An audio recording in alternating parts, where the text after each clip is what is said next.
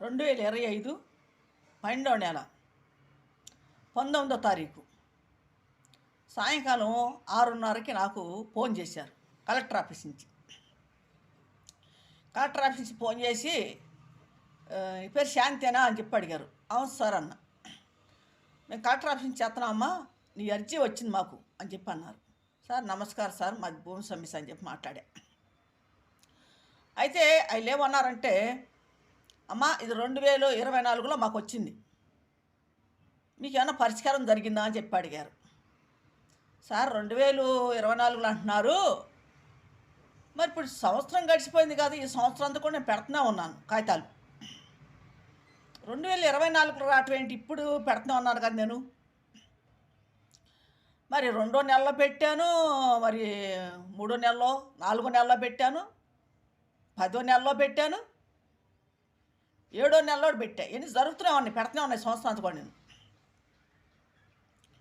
అయితే వాళ్ళు ఏమంటారంటే, మీకు ఏమి జరిగింది న్యాయం అని చెప్పి అన్నారు. మాకు ఎటువంటి న్యాయం జరగలేదు సార్. అది పొలము 5 ఎకరాల 18 సెంట్లు అంటున్నారు వాళ్ళు. కాదు సార్, 5 ఎకరాల 18 సెంట్లు కాదు, 5 ఎకరాల 28 సెంట్లు భూమి సార్ అని చెప్పేసి అన్నారు.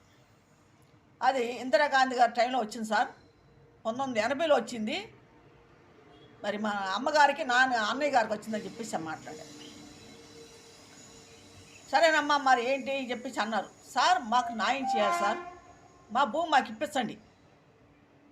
ఈ కబ్జాదారులు పనిచేశారు, బాలసాని రాజరావు కుటుంబం, సముద్రాశ బాబు కుటుంబం ఆక్రమించుకున్నారు ఆ భూమిని. అది ఆక్రమించుకొని 2019లో 2వ నెలలో ప్యాట్లు వేసి అమ్మేశారు దాన్ని. మరి అంతకుముందు ఎంఆర్ఆ వాళ్ళు 10 సార్లు వచ్చారు, ఎంక్వైరీ చేశారు, సర్వే చేశారు, కొలతలు వేశారు, అన్నీ చేశారు సార్ అని చెప్పేసి మాట్లాడారు.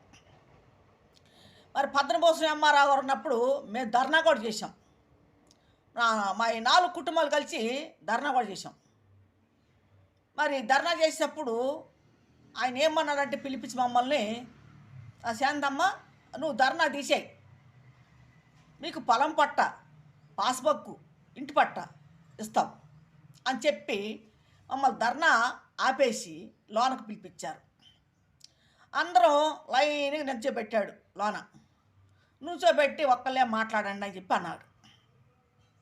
సార్ మాది భూమి ఇలా కబ్జా చేశారు, దానికి సంబంధించిన కాగితాలు మా దగ్గర ఏమి లేవు, వాళ్ళు లాక్కెళ్ళిపోయారు. బాలసాని రాజేశ్వర కుటుంబం, సముద్ర శర్మ కుటుంబం లాక్కెళ్ళిపోయారు. మా దగ్గర ఏమీ లేవు, ఎటువంటి ఆధారం మా దగ్గర లేదు సార్. దానికి సంబంధించిన కాగితాలు మాకు ఇచ్చి, మా భూమి మాకు ఖాళీ చేయించి మాకు ఇప్పించండి, సర్వే చేసి కొలతలు వేసి మాకు